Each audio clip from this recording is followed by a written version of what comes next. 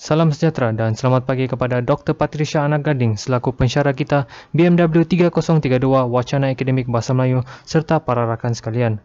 Hari ini saya Muhammad Syamir bin Sawar akan membentangkan satu topik iaitu yang bernama penggunaan singkatan Bahasa Melayu di kalangan remaja dalam media sosial. Apakah itu media sosial? Media sosial ini juga adalah satu alat untuk berkomunikasi, untuk menyampaikan dan menerima maklumat melalui jaringan internet. Penggunaan media sosial kerap digunakan oleh masyarakat, terutamanya remaja. Penggunaan singkatan Bahasa Melayu dalam kalangan remaja untuk berkomunikasi dalam media sosial telah menjadi satu isu kepada perkembangan Bahasa Melayu dalam negara serta luar negara. Isu ini menyebabkan generasi sekarang kurang memahami penggunaan ejaan penuh dalam Bahasa Melayu. Kesan penggunaan singkatan Bahasa Melayu dalam kalangan remaja telah membawa impak yang buruk kepada remaja tersebut. Antaranya adalah penggunaan tata bahasa dan ejaan yang salah. Hal ini dikatakan kerana penggunaan tata bahasa dan ejaan boleh mengakibatkan salah faham antara satu sama lain. Tata bahasa yang salah akan merosakkan Bahasa Melayu kita. Generasi akan datang lupa cara menggunakan Bahasa Melayu yang betul bagi menghantarkan sesuatu mesej atau surat pada seseorang. Berikut adalah contoh-contoh gambar beberapa individu yang sedang berkomunikasi antara satu sama lain yang menggunakan bahasa singkatan. Secara jujurnya, saya tidak faham kedua-dua belah pihak tersebut apa yang sedang dibincangkan. Mungkin ada orang lain lagi seperti saya yang susah mahu faham perbincangan mereka kerana terdapat pelbagai kesalahan tata bahasa yang terdapat dalam perbincangan mereka. Kerana kita hanya belajar menggunakan Bahasa Melayu yang betul dan tidak menggunakan bahasa-bahasa yang pelik. Kesan yang kedua, yaitu mempengaruhi pelajar apabila ingin menulis. Hal ini dikatakan kerana penulisan mereka dalam media sosial semasa mengambil nota daripada pensyarah mereka juga akan terpengaruh. Hal ini kerana mereka ingin menjimatkan masa bagi menulis semua nota-nota yang diberikan oleh pensyarah. Mereka akan terbiasa dengan penggunaan singkatan Bahasa Melayu dalam sesuatu tugasan yang diberikan oleh pensyarah.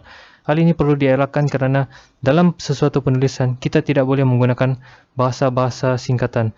Kita kena tulis bahasa yang penuh. Kesan yang ketiga, yaitu menimbulkan salah faham dalam memahami bahasa singkatan. Hal ini dikatakan kerana penggunaan singkatan Bahasa Melayu boleh menimbulkan salah faham di antara dua belah pihak, terutamanya remaja. Ini menyebabkan pergaduhan di antara satu sama lain, terutamanya di media sosial. Pengguna media sosial akan sukar membaca mesej yang ingin kita sampaikan, kerana tidak semua orang akan memahami bahasa-bahasa singkatan yang telah digunakan pada masa ini. Kerana dahulunya mereka menggunakan bahasa penuh. Disebabkan pada era ini kita telah mengalami satu revolusi, iaitu revolusi dalam penggunaan bahasa. Kita telah mencampur adukkan bahasa, iaitu bahasa Inggeris dan bahasa Melayu, menyebabkan kedua-dua bahasa ini kita telah singkatkan.